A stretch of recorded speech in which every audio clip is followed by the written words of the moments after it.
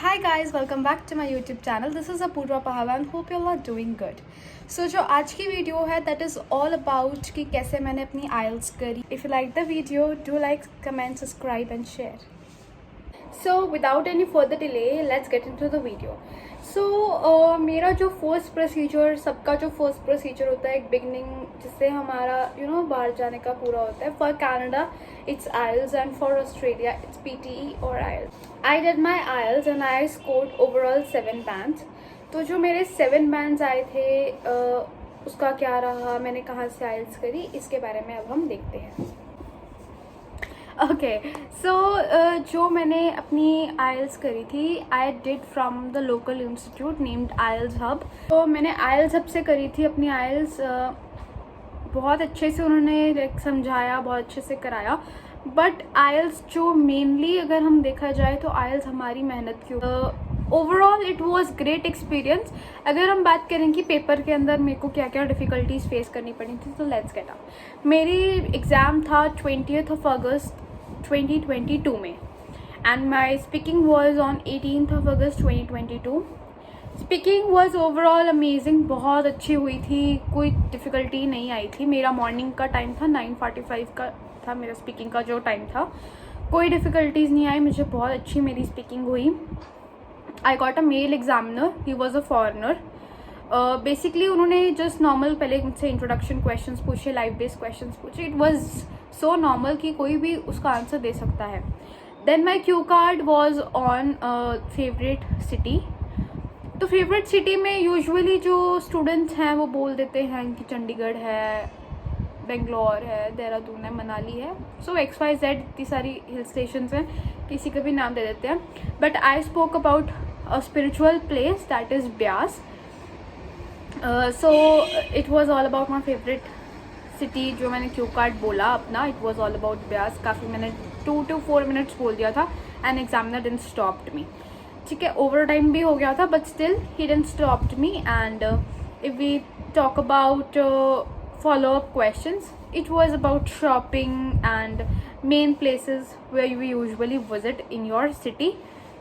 It was all about my speaking and it was a general talk with the examiner. It wasn't like I'm giving an exam or something like that. So speaking तो मेरी बहुत अच्छी हुई थी, कुछ ऐसे hesitation करने वाली बात नहीं है. ऑनलाइन स्पीकिंग थी, गंगानगर में ही मैंने एग्ज़ाम फिल किया था, बहुत अच्छी हुई थी. When come to the main exam day, LRW, writing absolutely amazing.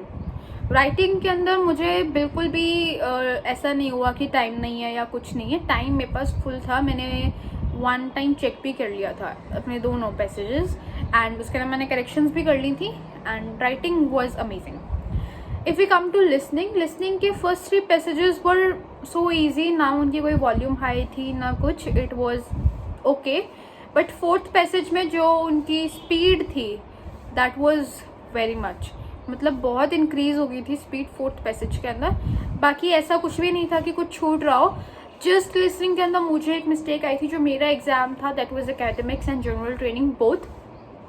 Just मेरे साथ एक मैम बैठे थे, she was from general training and उनको लिसनिंग नहीं समझ आ रही थी. सो हर मिस्टेक वॉज कि वो बारी बारी पोक आउट करी थी कि मुझे आंसर बता दो.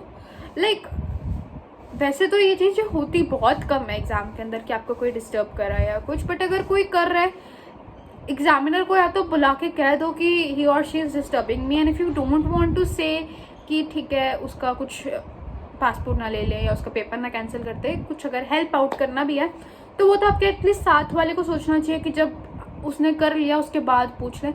She was स्पोकिंग me with in the listening going on. जैसे जो हमें 30 seconds मिलते हैं, she was स्पोकिंग me in that 30 seconds.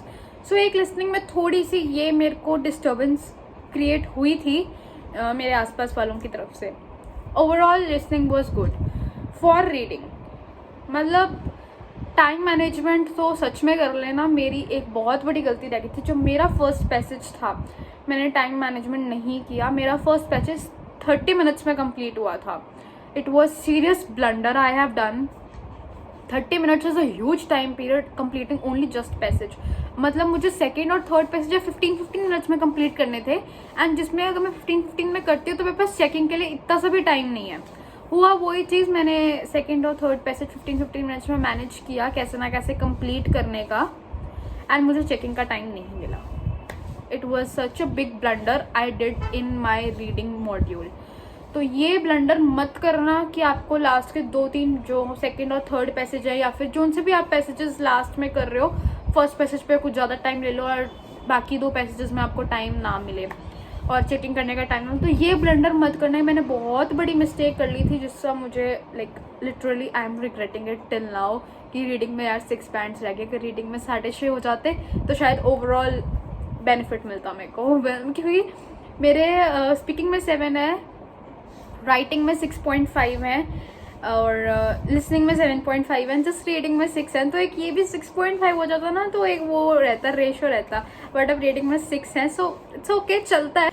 But still इस चीज़ पे आप थोड़ा सा रखना कि टाइम मैनेजमेंट करके चलना.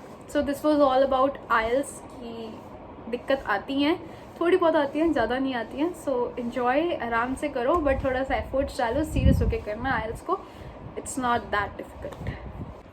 So this was all for this video. If you like the video, do like, comment, subscribe and hit the bell icon for the next information.